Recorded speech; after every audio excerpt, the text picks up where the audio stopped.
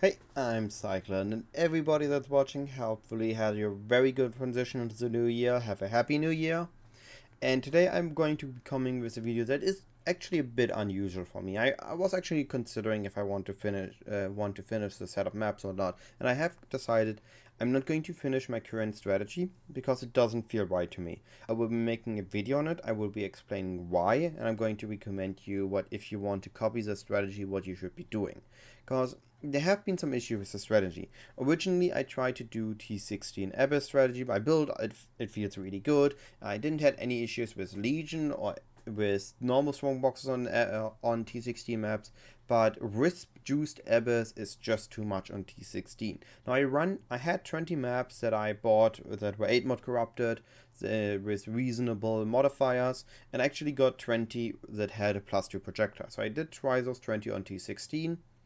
And on those 20 maps, whenever I had 5k plus wisps, I was about to break them. I was about to die and I just couldn't.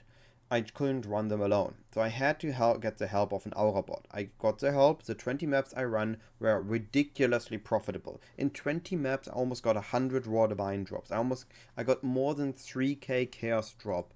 But that is all without any big loot explosions. The best explosion I had, 7 divines. 6 divines in an explosion and 1 random divine dropping next to it. Now, I got a lot of other good drops, but specifically the reason we go for Abyss is the big conversion explosions. And even on very big purple juice maps, I just didn't got them. So I decided to, wordings, I apologize. So because I needed an Aura bot, it just didn't feel right me making a strategy video about T16 Abysses if you can't run them solo, because running duo, running with an Aura bot is always a subset of a group. This would be not something for everybody, so I didn't feel right if I would run those with an Aura bot, then make a video about it, then add a page to my spreadsheet. Just didn't feel right. So instead of what I thought, I'm going to drop down to T7s.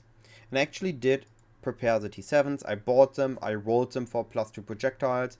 I even, the ones I was actively running, I even exalted to 6 modifiers, and I spent about, I think, maybe 4 divines in currency plus 2 divines to buy the maps, and was okay enough, I'd say. But the bigger issue then was, like, now I was able to run them. I actually was overkilling, but now that I was able to run them solo, the amount of loot I've gotten was just not comparable. If I've gotten, I made a screenshot actually. Here's the screenshot. 94 divines in my first 20 maps, and if you see here, oh, that's the wrong one, sorry. If you see here, 163, this is 69 divines in my second set of 40 maps. In 40 T7s, I made less raw divine drops in my first 20, and that is without any big explosions in my first 20. They didn't feel particularly lucky, they felt normal. So I just don't know how other phrases, and the T7s felt so lackluster. I had to be careful not to kill the spires. The loot didn't feel great. I didn't got any loot conversions, big ones. Didn't got any big scarab conversions or big divine conversions. Just felt meh. It wasn't as funny even. I had way more fun in T16 because on top of this loot comparison, in T16s, in burial chambers, or generally in burial chambers, you had the Fortunate being just easy 2 divines. And in my 20 maps, I got an 18 divines just in Fortunates. But in my 40 T7 cemeteries, oh look, 4 Brothers Gift. So that's 20 divines in 40 maps compared to 18 divines in 20 maps. It just cannot compete, and it just didn't feel rewarding enough to run a strategy that I only would be doing to get the data for it, and didn't felt as fun as T16 burials with just Legion. It felt more rewarding, the loot felt better, I was able to run the maps faster, and despite them being T16, they felt overall quicker because the Abyss following, especially once the maps get looted. Like in a non-juiced map, I could loot while running, that's sure. But the moment I juiced up the maps, I couldn't be clearing the Abyss, looting while clearing, then be done with the map. I had to first clear, then loot, and those maps really took way too long. And again, they didn't just not felt good enough to be worth that investment. So I'm going to share the strategy here, and I'm going to recommend, if you have a duo partner and you want to try it out, T16 Abyss with 8 mod corrupted plus 2 projectile maps. It's very expensive, but by the looks of it, it's very rewarding. Like, you're going to be able to make maybe...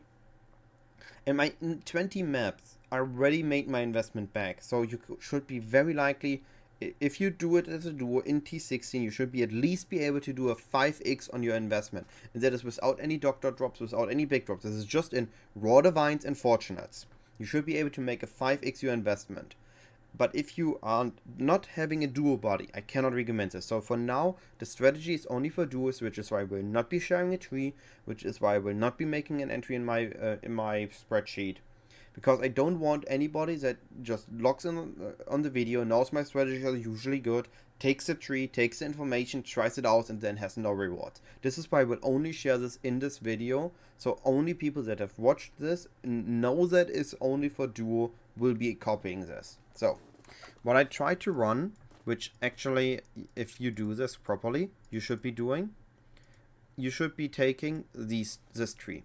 So what you take is you go to the right, you take the strong box as usual, you take the legion chance as usual, you take the legion duration as usual, and you take the abyss spawn chance and abyss monster increase, as well as a big trail at the top. You just take the abyss stuff.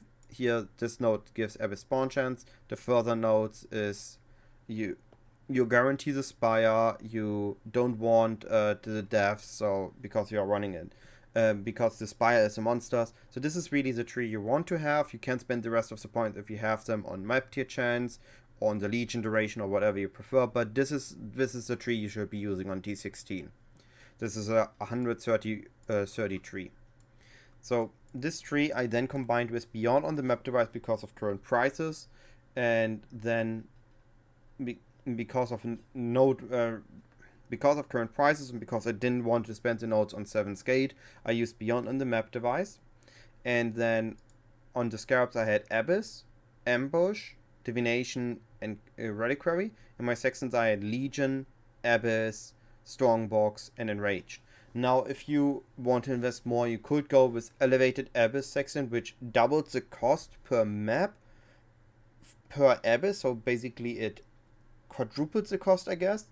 But you would get additional Abyss, and you could be considering Winged, which I think is also, again, quadruples the cost for an additional Abyss. So each Abyss costs twice as much, but you would be getting it. Or you could be dropping the Legion Sextant, go Beyond Sextant, and do the investment for the Abyss on the map device. All those are options if you want to go further on it. I just wanted to test it with a fairly budget setup, but again, the first 20 maps felt great, after that it just didn't.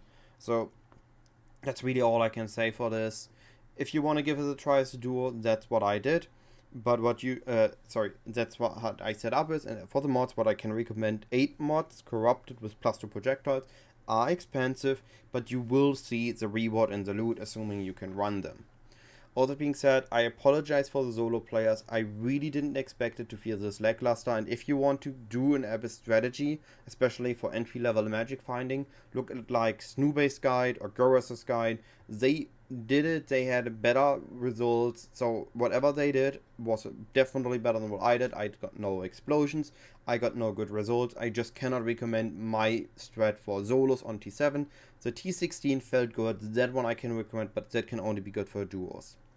Hopefully it's understandable that I came to this conclusion, that I came to this decision, and I wish everybody a really great year. If you have any questions, as usual, I will still be live streaming again this week. I will be trying to be consistently live streaming throughout the league, so you can ask me on the live stream, you can ask me in the comment section, or you can join my Discord. My Discord's lately been very active. There are a lot of helpful people there, so even if I can't answer you, if I don't have the time currently, somebody else will very likely directly answer you. And if you want specifically my answer in comment section or Twitch isn't your thing, always join, DM me over Discord, and I will take the time to answer you once I have it.